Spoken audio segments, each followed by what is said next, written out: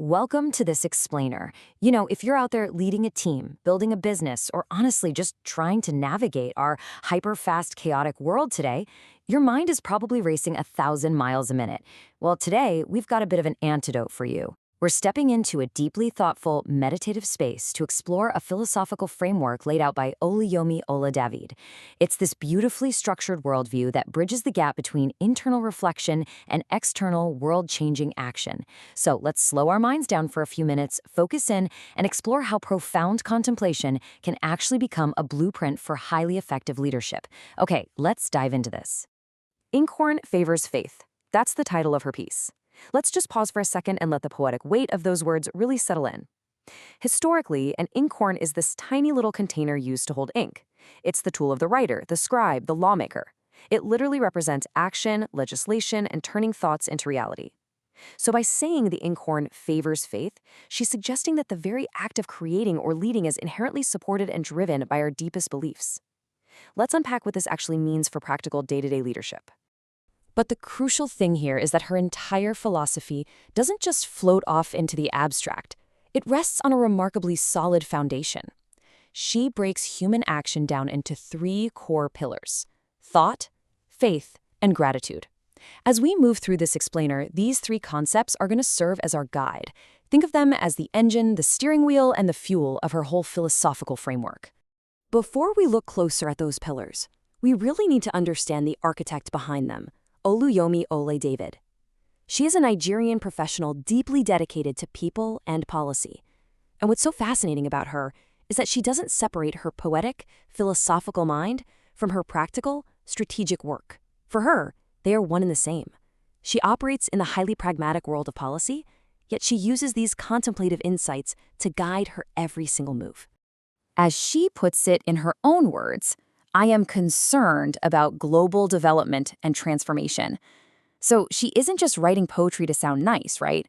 She connects these deep, meditative aphorisms directly to her tangible, real-world goals.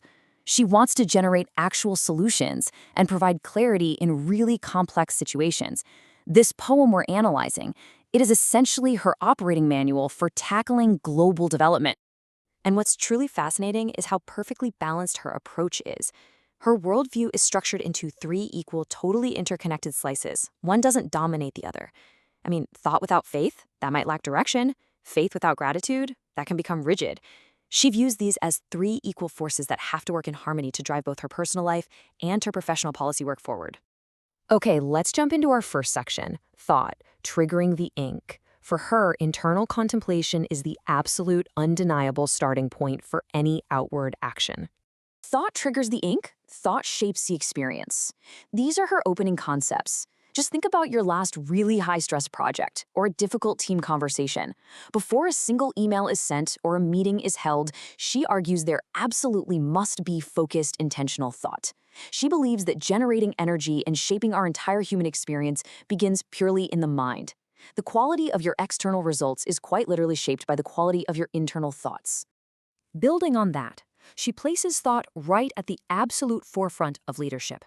Thought leads the pack. Thought fathers the act. If you want to be an effective leader, you cannot just be reactionary, responding blindly to whatever happens. Thought is the foundational origin, the father, as she wonderfully phrases it, of every single subsequent action. Leadership is born in the quiet moments of deep thinking. To wrap up this first pillar, look at the sheer power she assigns to mental focus. Thought forms the life, thought generates energy.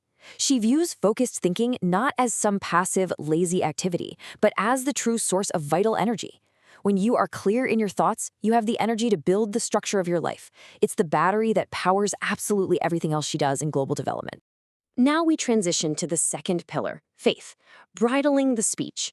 Here, she explores faith not merely as a passive system of belief, but as an incredibly dynamic, stabilizing, and directing force. I absolutely love the contrast she sets up here. Faith bridles the speech, faith moves the block. Think about those 2 verbs for a second. To bridle means to restrain, like a horse, right? It keeps us from speaking out of turn or reacting in anger. But simultaneously, faith is what moves the block. It's this explosive, active force that clears massive obstacles out of our path. It is simultaneously the brakes and the accelerator of her framework. To really understand where this perspective comes from, we have to look at her personal grounding. In her own bio, she states, "My Father God owns and rules the universe. He is the wheel within my wheels." She is very transparent that her spiritual conviction is the driving engine behind her work. That beautiful metaphor, the wheel within her wheels, shows exactly how she views her faith as the inner mechanism that gives her momentum and direction in her policy efforts. Notice this other brilliant duality in her philosophy. On one hand, faith serves the age, meaning it's a gentle, compassionate servant to the needs of the current era, helping humanity. But on the right side, faith chooses its war. This means her faith is also a highly strategic commander. It doesn't fight every petty battle.